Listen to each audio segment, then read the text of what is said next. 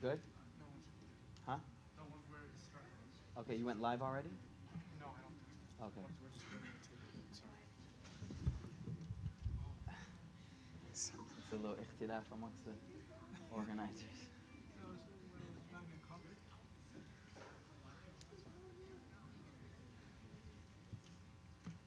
Bismillah. Okay.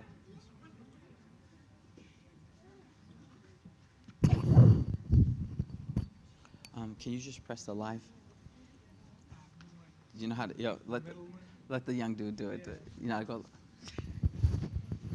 Yeah, middle one. What's it say? Checking connection. All right, there you go. Good.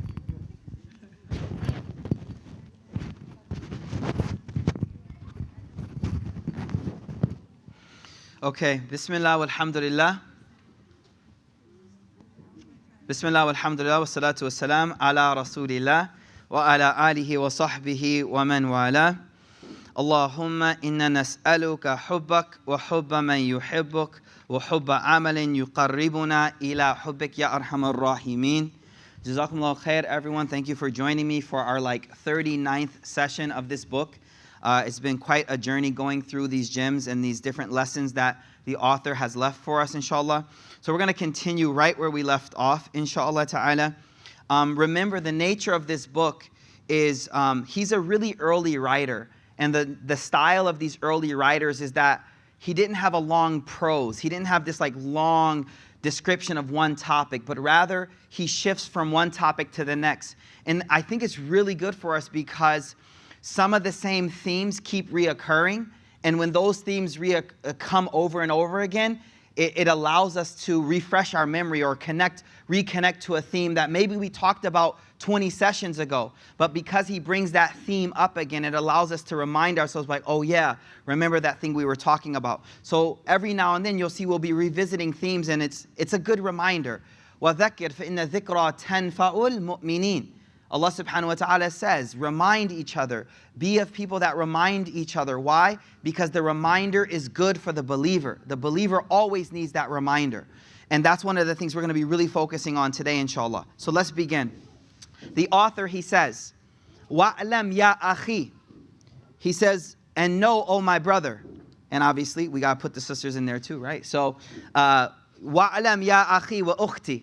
He says, and know and understand, O my brother and sister, أَنَّ الذُّنُوبَ يُورِثُ الْغَفْلَةَ وَالْغَفْلَةَ يُورِثُ الْقَسْوَةَ وَالْقَسْوَةَ يُورِثُ الْبُعْدَ مِنَ اللَّهِ وَالْبُعْدَ مِنَ اللَّهِ يُورِثُ النَّارِ.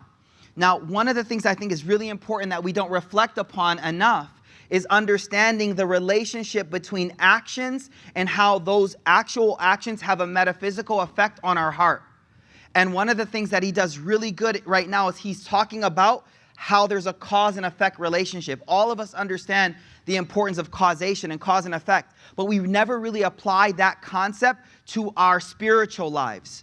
Everywhere else in the world, we have this concept of cause and effect. But when it comes to spiritual, it's just oh no, I could do whatever and my faith should be wherever.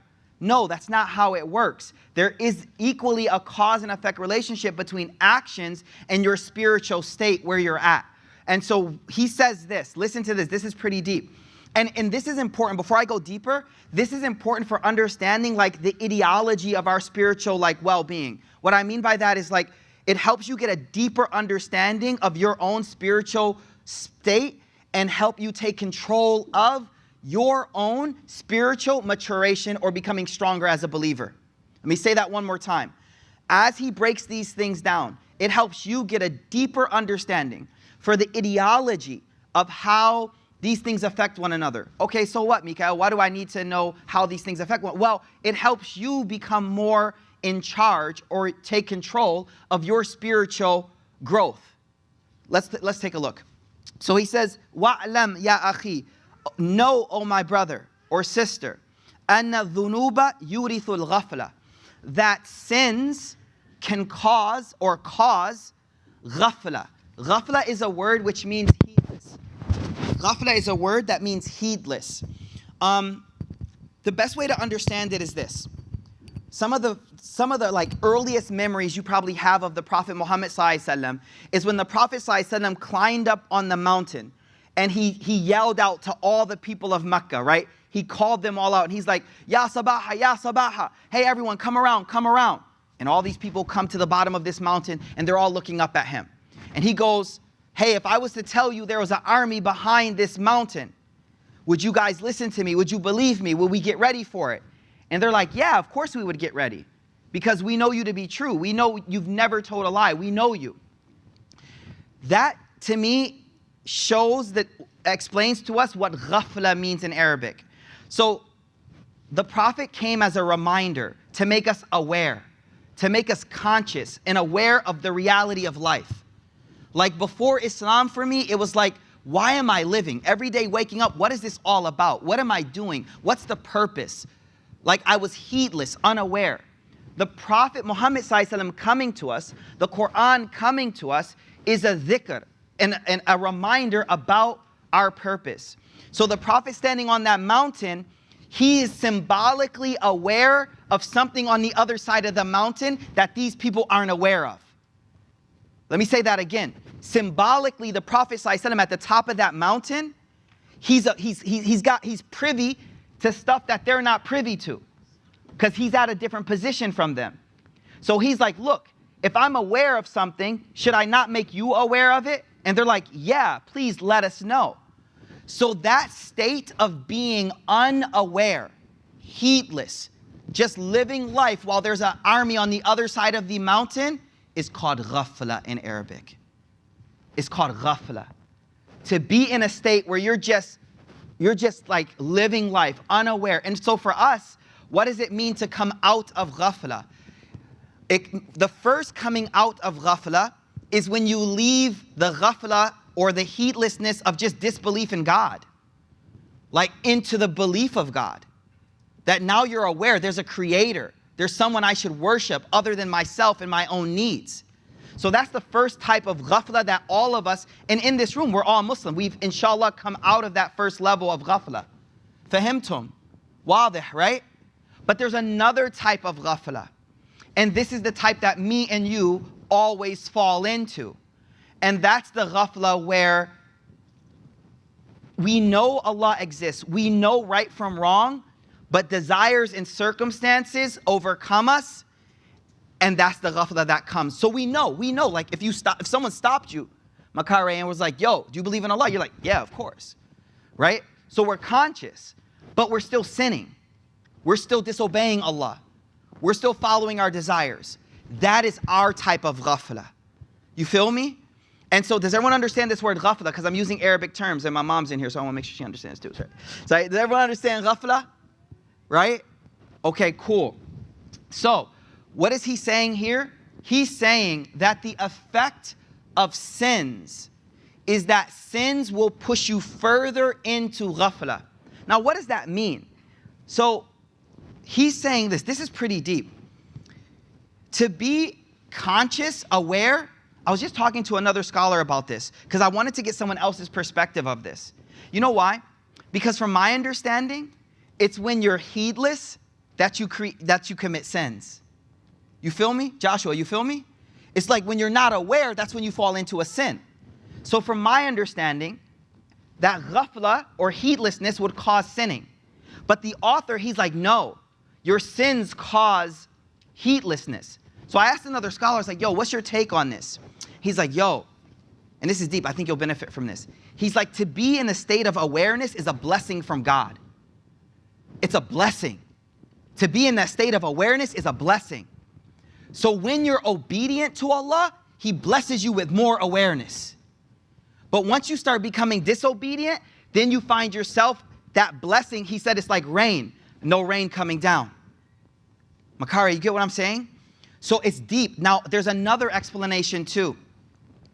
Ibn Qayyim al-Jawzi, rahimahullah, he says this. He says, no believer truly enjoys sin except that they have to push themselves into a deeper ghafla. You got to get this. Look, if you're a believer, when you commit that sin, there's a little prick. It hurts a bit. It doesn't feel completely good. there's a little prick like, oh man, you're not getting the full enjoyment of that sin because your iman is checking you like, yo, what's up, Abdullah? What's up, bro? I'm here, by the way. And so that iman doesn't let you completely enjoy. So Ibn Qayyim al-Jawzi, he says, in order to completely enjoy the sin, you have to actually push yourself into a deeper type of heedlessness. Do you feel me? You have to make yourself even more heedless, more unaware. Why? So that you can enjoy that sin. So I think these are two ways to understand that when you disobey Allah, that disobedience causes you to enter into a deeper state of heedlessness, a deeper state of unawareness. Unawareness of what? Unawareness of what? Tell me one thing, and this is not a rhetorical question. I really want you to answer. Tell me one thing that you could remember or be aware of, cognizant of, that would stop you from sinning. One like fact that we know to be true as believers. One. Just give me one. Okay, a little deeper. She said someone. How about angels? How about angels? We all believe in angels. And the Quran teaches us that not only do we believe in angels, but every human being has two angels with them. This room is packed right now. Our angels meeting each other like, I ain't seen you since last Wednesday. Yo, what's up? How's your assignment doing, yo? Man, she been tripping this week, yo. Yo, my man, but he's been good, yo. Oh, really? Wow. I'm glad we here at this halakha right now. Maybe this dude gets straight. No, so right now we all believe in angels. And we all believe, in the Quran, it tells us that we all have angels. Kiram, katibin. Angels sitting there writing down every word, every glance, every action is being written. It's only when you're ghafil, heedless of that fact, that you slip up into a sin. But the moment you're cognizant of yourself being watched, all of a sudden you act different. You change a little bit. It's just like those cameras they put that don't even work at the stoplight. They ain't even working. But just the fact that there's a camera there, all of a sudden we'd be like, right? The point being is, the point being is that God giving you that cognizance, which is called dhikr, yaqdhan, is called being woke. Seriously, like the Arabic is yaqdhan, it means to be awake. And the Prophet ﷺ literally said there are some people who are sleeping. Sleep, and the way we use sleeping, like we say, yo, he's sleeping right now. Some people who are sleeping, they only wake up at death.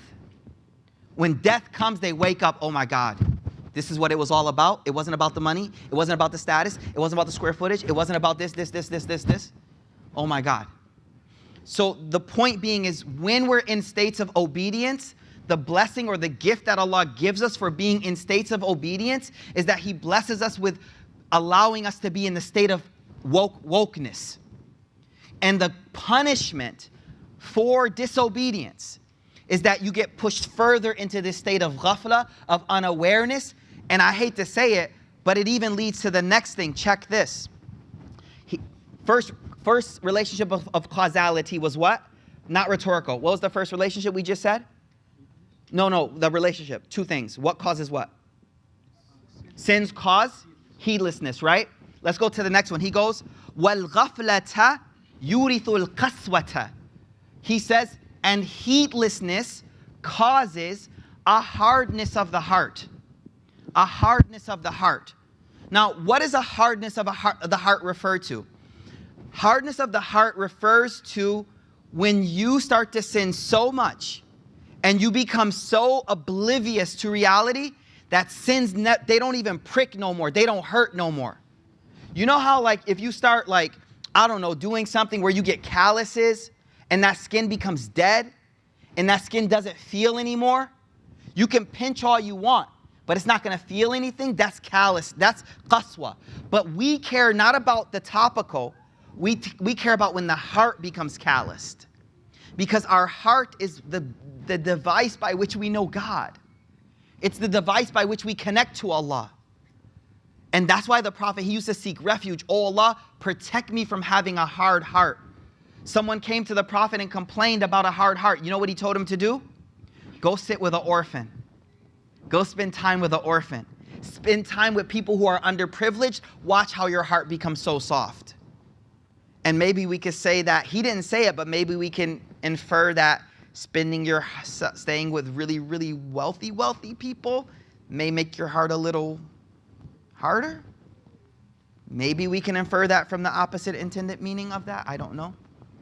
So what's the causality right now, guys? Sins creating what? Heedlessness. Now, heedlessness, what the response of your heedlessness, what does that cause? See, look, we don't like to feel pain. Psychologically, we don't like pain. And physiologically, we don't like pain. So we do whatever we can not to feel pain. And the only way you could stop your heart from feeling pain is for it to get harder and harder and harder and harder and harder. And that's why Tawbah is so important. Tawbah, what does Tawbah mean? Turning back, asking Allah for forgiveness. Because it keeps that level of sensitivity. And I'm going to share a hadith with you guys that I think you've heard before. The Prophet ﷺ said, anytime one of us commits a sin, what happens to the heart? A dot, a speck comes on the heart. Right? As if to say your heart is clean, pure. But the moment you commit that sin, there's one speck that comes. Then what happens next? Well, the Prophet said, well, it's up to you though. What happens next is one of two things. Number one, you ignore the dot. Why? Because you don't want to face it. You don't want to look at it. You don't want to come to terms with it. So you just keep on going. And the next sin causes what? Another dot. Then the next sin causes another dot. And another dot. And another dot. And then what did the Prophet ﷺ conclude this hadith by saying? Until your heart becomes just encrusted and covered completely. So you feel no longer anymore. From when you disobey Allah, you don't feel anything anymore. What's the opposite of that?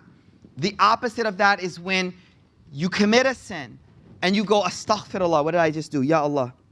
You stop, you're in the car, you're just sitting there, and you're like, Ya Allah. And that's the beautiful thing about Islam.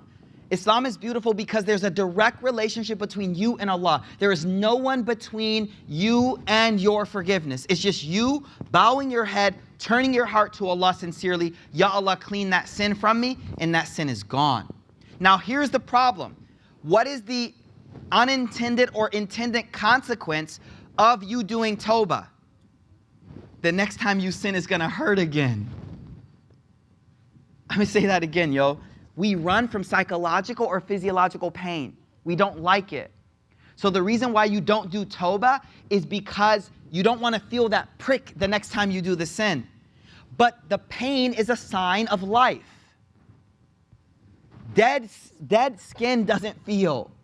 Skin, when it's alive, it feels pain. So the feeling of pain at the time of the sin is a sign that you're doing good. It's a sign that your heart is doing well.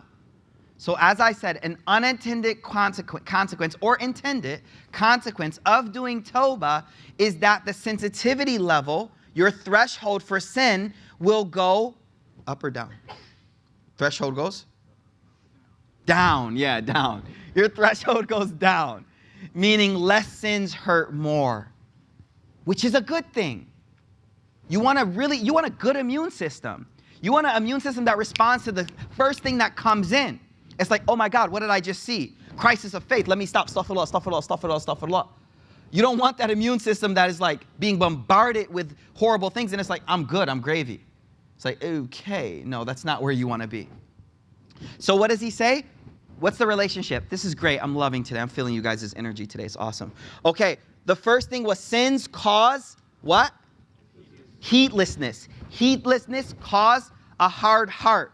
Now this is the scariest part. وَالْقَسْوَةَ. Before I go any further, having a soft heart, a heart that feels, Abu Bakr, the Prophet ﷺ's best friend, he was described as having a soft heart. When the Prophet ﷺ was passing away, they said, oh Abu Bakr, you have to lead salah. And the people were like, no, he can't lead. He cries too easy. He cries too easy. So like, I think for brothers, it's so nice to hear that one of the archetypes of our manliness, Abu Bakr as-Siddiq, was a man that was described as someone who can cry very easy. His heart was soft, extremely soft heart. But he was tough when he needed to be tough, though. When Umar ibn Khattab was in the masjid and he's like, the Prophet didn't die. If anyone says the Prophet is dead, I'm cutting his head off. Abu Bakr, the crier, came in and was like, bro, sit down. Excuse me, everyone. The Prophet has passed away. Let's get moving. Let's go to the next thing. So this man who apparently showed signs of what we would call today weakness, and I'm saying this because many of our cultures still push this narrative that to cry is a sign of weakness. I was with a brother this weekend in Baltimore, beautiful brother, and he told me, I'm not going to tell you what culture he's from. He's from a certain ethnicity that's in this room right now. And he was like, yo, Shaykh, my grandmother passed away like 3 months ago, and my dad saw me crying, and he literally bumped me. He was like, yo, man up, man. Man up. Stop. What are you doing? And he said to me, he's like, I'm still hurting. I'm still hurting. I haven't been allowed to cry yet. And I was like, yo, and he's an intelligent man. I was like, you know that's wrong, right? He's like, I know, bro, I know. He's like, but we need to talk about this more. And that's why I'm talking about it right now. It's so important to see the strong Abu Bakr as-Siddiq, the strong man who took control of a situation when, and I'm saying this with the utmost respect, the one who we thought was stronger was kind of breaking down. Does that make sense? The one who we thought was like, oh, Umar, yo, he was low-key kind of like breaking down. With all due respect, I'm not trying to disrespect Sahaba. But at that time, the one who was weaker, who understood his emotions, was able to channel and control those emotions. He was able to say, Umar, we got this, yo. Sit down, let me explain what's going on. And then we move forward. So having a soft heart is a beautiful quality. Having a heart and eyes that cry easy, that's something you want to ask Allah for. Oh Allah, allow me to have a heart that is affected by what I hear. Allow me to be moved by what I see and hear. And allow my eyes to cry when they need to cry, Ya Allah, when you want that from me. Ask Allah subhanahu wa ta'ala for that. That's a great blessing from Allah. And it keeps the heart soft. The Prophet ﷺ in a hadith, he said, one tear that a person sheds or like comes out of their eye, one tear extinguishes the fire of hell for that person. One tear for the sake of God. One tear, one moment you were by yourself and a tear just came down. You were listening to something, you were sitting by yourself and you remembered Allah, you remembered His blessings, you remembered your sins, something, and a tear came down, that sin is extinguishing the fire of Jahannam, yo. But we teaching young men to be strong. Be strong, yo, be strong. Hold all that in. That's not the sunnah of Rasul sallallahu alaihi wasallam. So, sins cause heedlessness, unaware, and we talked about two levels of heedlessness. One is the heedless of just being a disbeliever. I don't even believe in God, or I worship things other than God. That's a level of heedlessness too. Then we moved into the awareness or wokeness of believing in Allah. And not only believing in Allah, believing in one God. One, Allah, that's it. No other thing I worship. Then we said, okay, well, we're all believers. What is our level of heedlessness? The heedlessness where we forget that the angels are sitting right there watching us. Or the heedlessness that we forget that Allah is watching us. These are all levels of heedlessness. That heedlessness, what does it lead to next? It leads to a hard heart. Why is the heart hard? It's because we don't like pain. And so every time we sin, we just start to build a callus over the heart so that next time it doesn't hurt.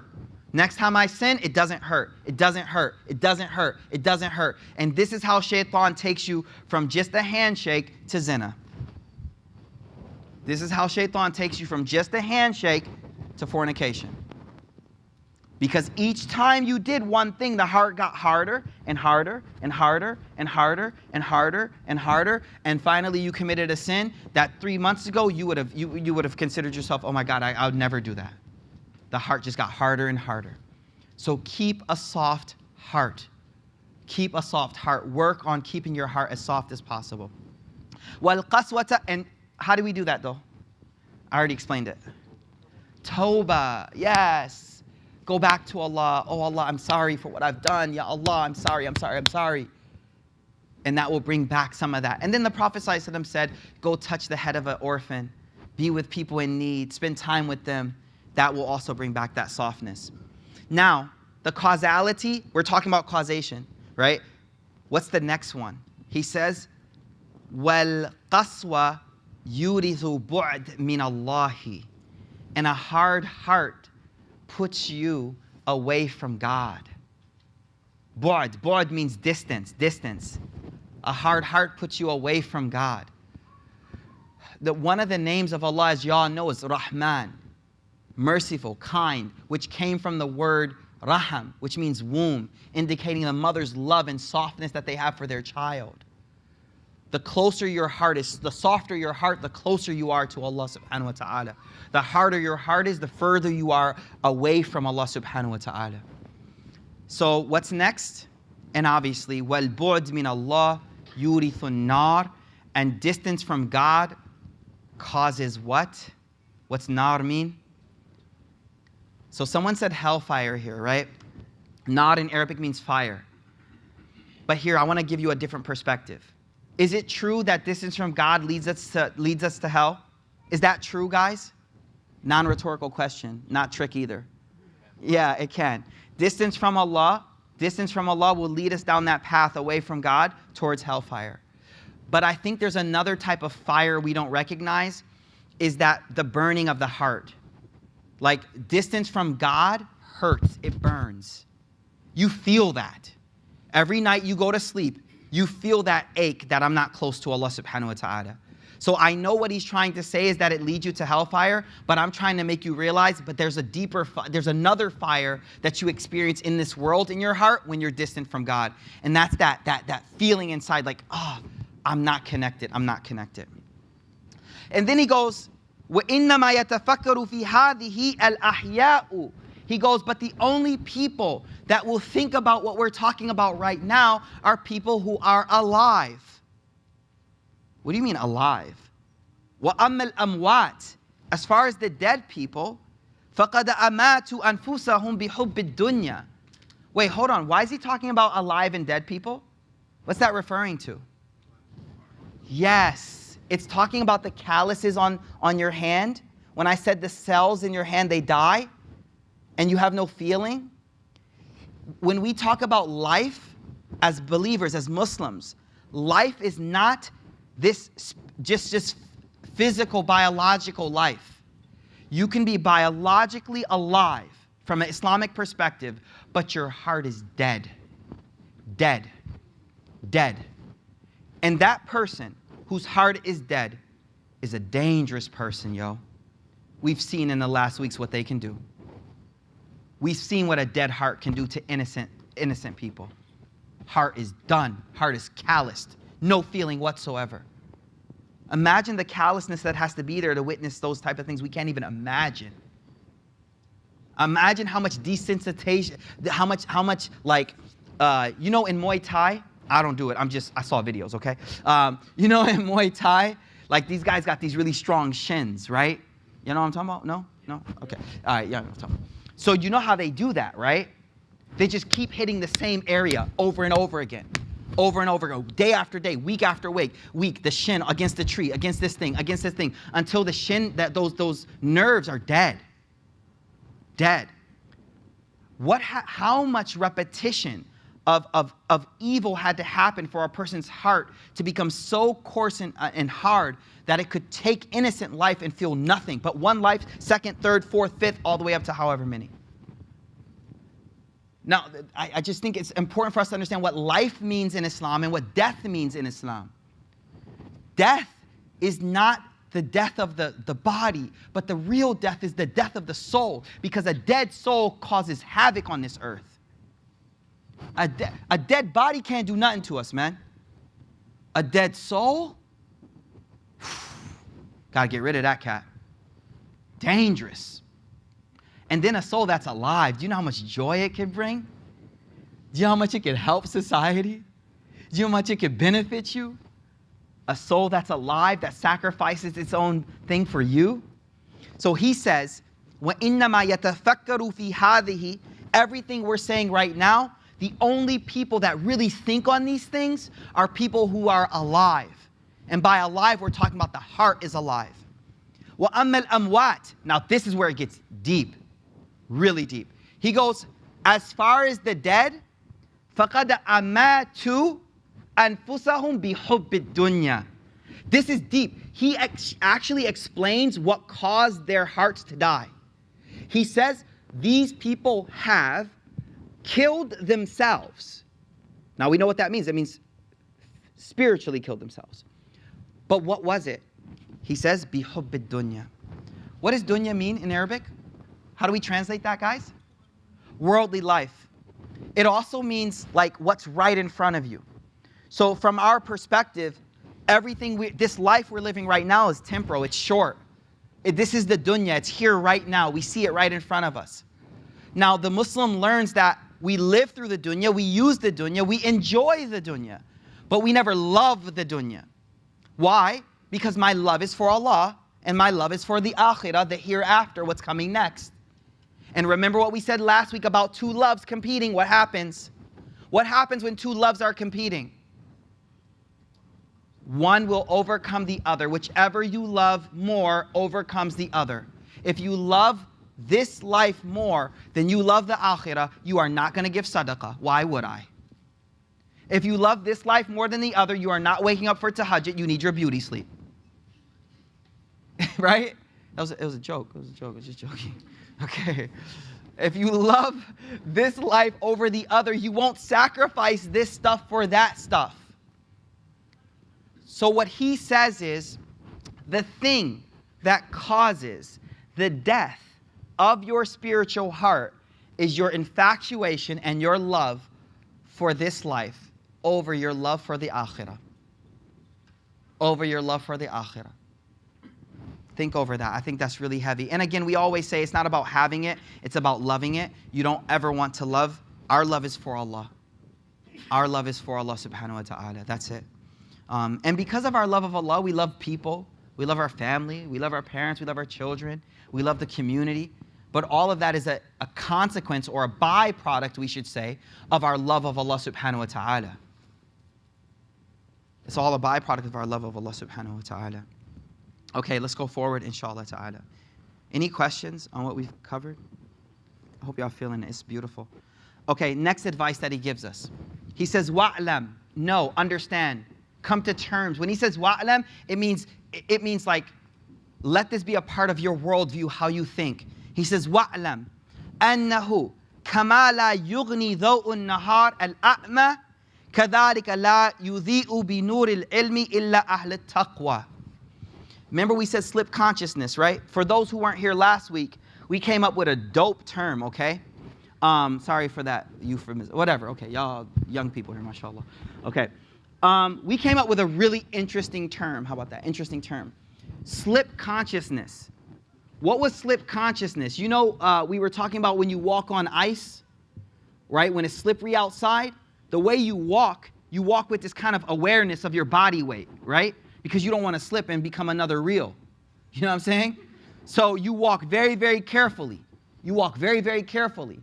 Now that whole metaphor of slip consciousness is an exact translation of the word taqwa.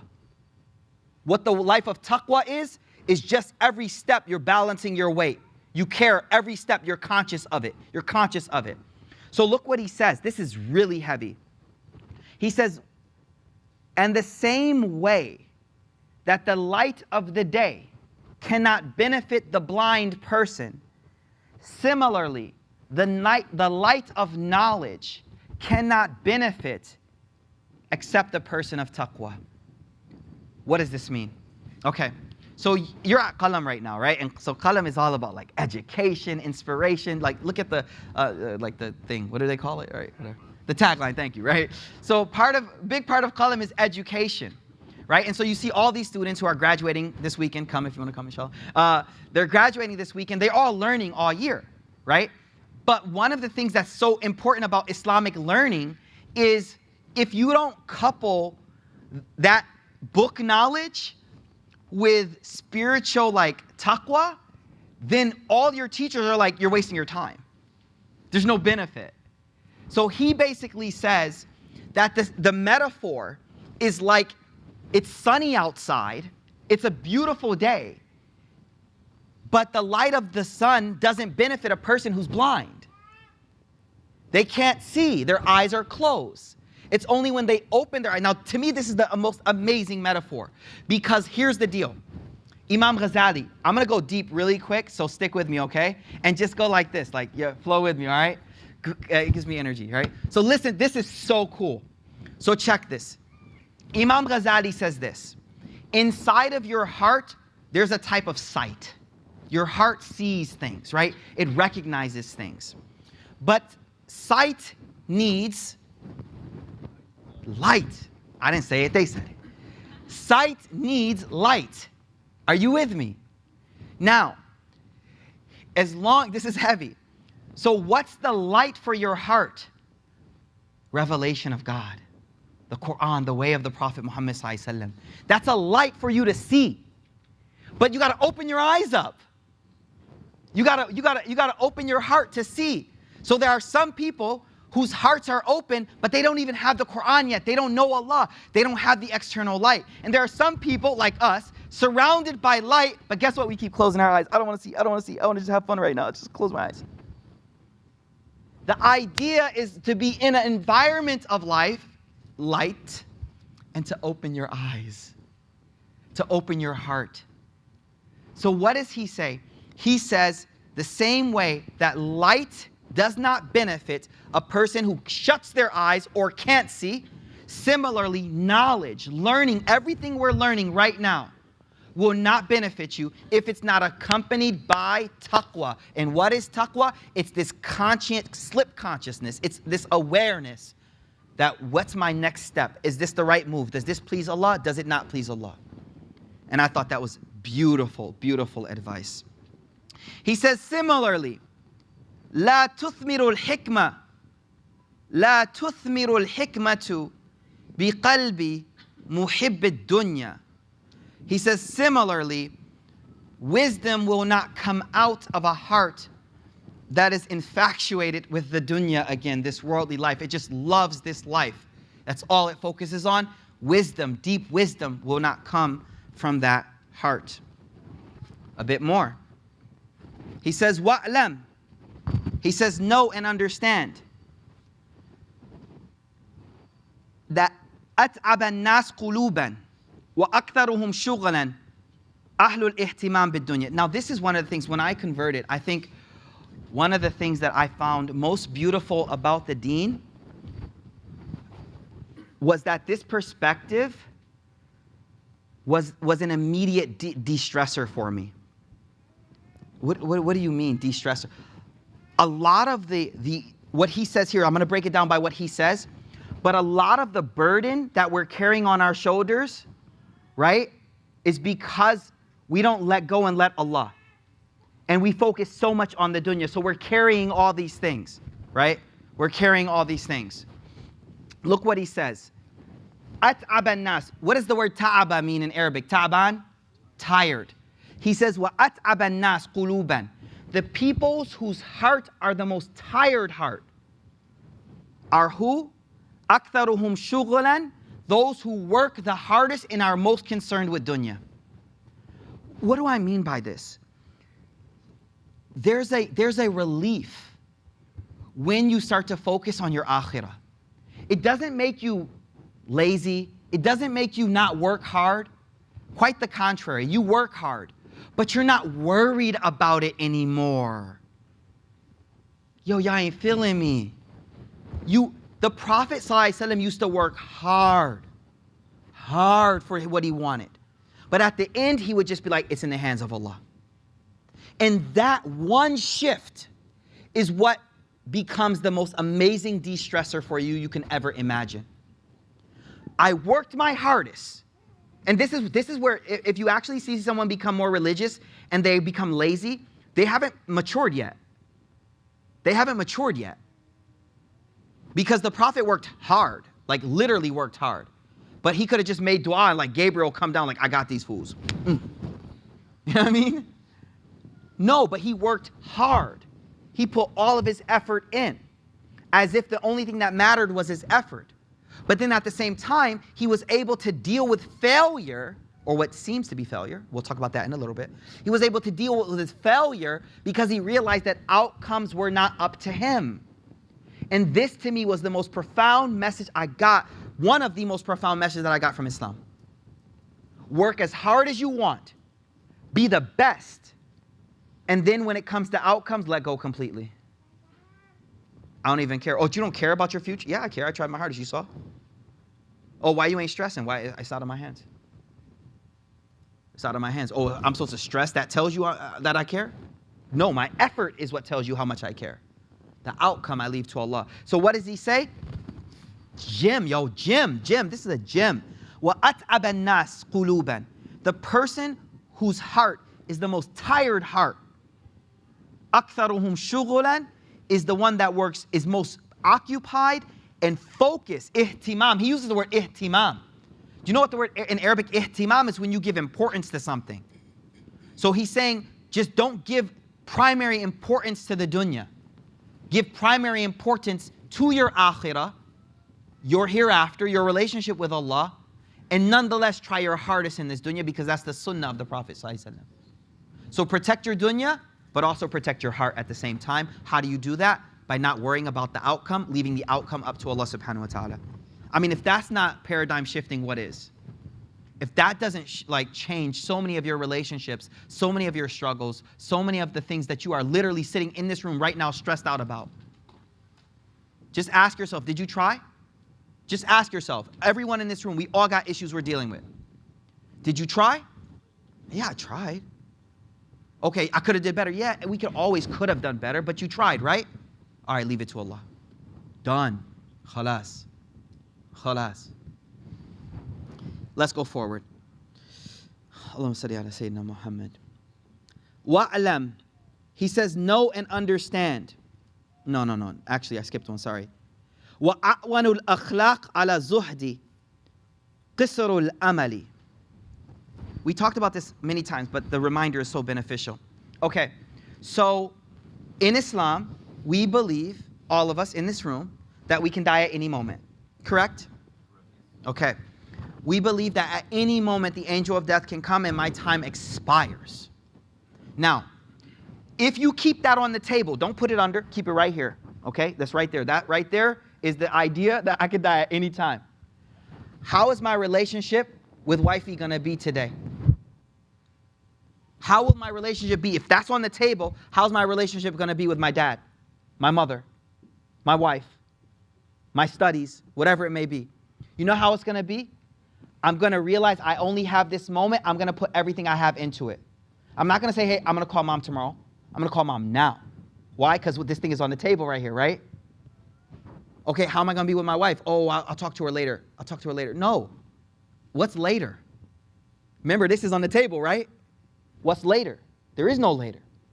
So this concept of this thing being on the table, that's called qasrul amal. It means limiting expectations. When I say that, there's an immediately a negative connotation that connects. When I say limit your expectations, you get the mentality like be a bum. No, seriously, I don't mean to be like weird, but when I say limit expectations, you're like, oh, don't aspire. No, I didn't say that. I said, keep on the table this concept that I may leave any time. When that concept is on the table, now deal with people. Deal with whatever is around you. You'll find that you deal with people on a whole new level. You're present. You're like, really? Tell me more. Wow. You're not like, oh, I got to do this project that's due next week. Why are you still talking to me? Oh, my God. No, because next week, look, this is on the table. This is on the table still. So, qasrul amal in English translates as limit your expectations. And for many of us, we're like, oh, that's such a buzzkill. Like, what am I going to do with my life? I want to accomplish so much. It's like, no, it just means realize that any moment I can leave. Keep that on the table and interact with everyone around you in that in the back of your mind that at any moment I may have to leave. I guarantee every single relationship of yours will become better. Now, I got something deep for y'all. I did a little case study with my students. All right, you guys ready for this though? It might change your life though. No, for real, it might change your life. Should we do it? Yes. Okay, don't blame me, all right? So here we go. You guys ready? If you knew, my wife ain't even listening to me. Sada, you listening? Okay, all right. If you knew, here we go. Don't shake your head, nothing, keep it inside, okay? If you knew you were going to pass away tomorrow, the angel of death was like, yo, I ain't supposed to do this, but you're gonna die tomorrow, okay? You with me? Would you go to work tomorrow? Don't answer the question. Now, a lot of people immediate were like, nope, Okay, would you spend time with your mom? Don't answer. Would you spend time with your dad? Yeah. Would you spend time with your children, your wife, da-da-da-da-da? You do that stuff, right? I told my students, here in Qalam, shameless plug, okay? I said, if the angel of death came, I'd still go running. I go to the gym sometimes, right? I still go to the gym. Wait, hold up. Why though? Why? Why? Did anyone get it? Why? Would you go to work? Who said yes, they would go to work? Come on, now you can respond. No, come on, who really thought yes? Okay, why? Why would you go to work? You ain't gonna get the check? You know why? Can I tell you why? Because you were going to work for the sake of Allah. You were doing that job because that's what Allah wants from you. All of us know working a job is part of my fulfilling the right of God. Me going to the gym is a part of me fulfilling the right of Allah with my body. If I knew I was going to die, I'd still do it. Why? Because it's a part of what I was doing for Allah anyway. Y'all ain't feeling me. A lot of y'all's life would change if the angel of death came and told you, well, that just means you weren't making the right intention in the first place.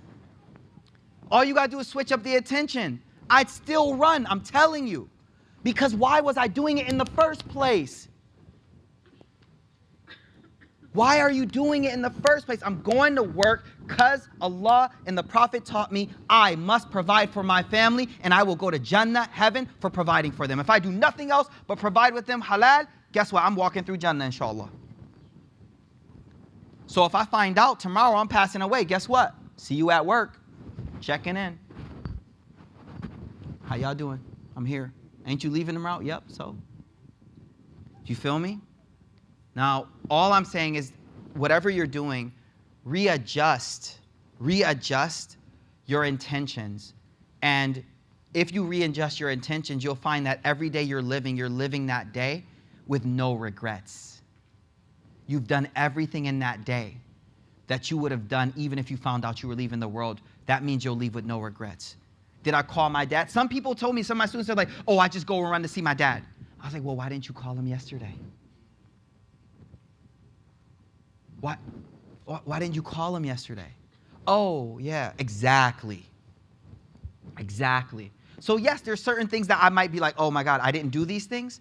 Well, that's why now what I would say is, okay, what do I need to be doing every day to never feel negligent before God? And put those small things. What if it's, I call my mother every 2 days? And for most of us, it's every day. But every other day, I call my mother. Every other day, I call my dad. So I'm doing it so consistently, but guess what? If I die on a day that I didn't call, I'm good because I just called yesterday. You know what I'm trying to say? So the point is, just shortening expectations means living life understanding that I could leave any time, and that will force you to not live with any regrets because you're not leaving anything undone. I hope that helps us, inshallah ta'ala. When we discussed it in class, it was a really deep moment for a lot of us.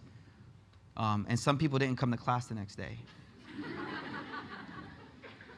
Low-key, there was one student that literally stopped coming for a minute. I was like, dang, I shouldn't have. It was too deep, too quick, yo. Too deep, too quick. So, yeah. Again, just change your intention. Change your intention. If you're hitting the gym every other day, then you must have some intention, right? Now, if your intention is just to flex and show off because it's summer, well, then yeah, you should stop going to the gym. You're not doing it right in the first place. But if your intention was, and it could be, that I really want to take care of this amana, this trust that God has given me, my body, and I'm going to take care of it. And that's why I went to the gym, right? Or another intention. There's a hadith. The Prophet ﷺ said, Al-mu'min qawi, khayr min mu'min da'if. Allah. Yes, and you heard that one? Al-mu'min qawi, the strong believer. This is the hadith, yo. The strong believer, khayr min mu'min da'if, is better than the weak believer. Wa fi kullin khayr. And then the Prophet says, but they're both good. They're both okay. Now, some say, by the way, strength means iman strength, faith strength. But for some of the brothers, you could use that hadith, in the gym when you're hitting the push-ups. Just remember that hadith, inshallah. Right? And I think there's a support for it. You know why? When the Prophet ﷺ did Hajj, when we do Hajj, we take the right shoulder out. You guys seen people doing Hajj before? And the men take the right shoulder out? Do you know why we do that? Okay, let me tell you. This is really cool. Okay. When the Prophet ﷺ went to Medina, the people of Mecca said, those Muslims, they went to Medina and they got weak over there. They soft over. I'm dead. I am not. This is like real, okay? All right. They're like the Muslims went to Medina, they got weak. They're soft. So when the Muslims came for Umrah, the Prophet said, hey guys, they think we're weak. Take out your right shoulder. And the right side, because they don't see the left. The left is towards the Kaaba. So the right arm is all they're going to see. I'm not joking. So take out the right arm, flex on them while we do tawaf. Students of knowledge, is it true? Students of knowledge, yes, it is true. So I have a dalil for having guns. We have a dalil for having guns, all right?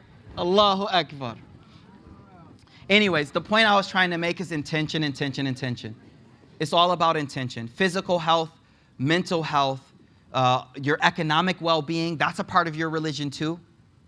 All of those are clearly parts of your religion. And if the angel of death came and said, I got a note for you. I wasn't supposed to tell you, but you got 1 week left. My hope is that you don't change nothing because you've already been making the right intentions. And you're like, oh, really? All right, cool. Come when you want. I'm ready. That's where we want to be, inshallah ta'ala. I think we can stop. What time's Maghrib? So that's a good. Let's stop, inshallah. 15 minutes till Maghrib, inshallah. Let's stop here. Yeah, this is a good place to stop. Let's make a short dua. Bismillah ar-Rahman ar-Rahim. Oh Allah, accept us and forgive our sins, Ya Allah. Oh Allah, guide our hearts, please, Ya Allah. Ya Allah, allow us to come out of the layers of heedlessness and become people who are aware of our purpose, Ya Allah. Oh Allah, protect us from the sins that take us away from you. Protect us from heedlessness and hard-heartedness, Ya Allah. Oh Allah, guide us so that we have the right intentions, so that we live every day as if it's our last day, Ya Allah. Ya Allah, we ask you to forgive us for our shortcomings, Ya Allah. Make each day a day we get closer to you, a better day for us, Ya Allah. And protect us from ever disobeying you and going away from you, Ya Allah. Whenever we do disobey, Ya Allah, please give us the tawfiq, the ability to repent and come back to you. Subhana rabbika rabbil izzati amma yasifun. Wa salamun ala al-mursalin. Walhamdulillahi rabbil alameen. Jazakumullah khair, inshallah. Maghrib is in like 15 minutes. You're free to just hang around and chill till we pray, inshallah. But if you have to go, of course, that's understood. I'll see you guys next Wednesday, inshallah. We do have the Qalam graduation this weekend. So if you guys are in town, come through, check out Qalam, inshallah. Jazakallah khair. Thank you so much. Assalamu alaikum wa rahmatullah.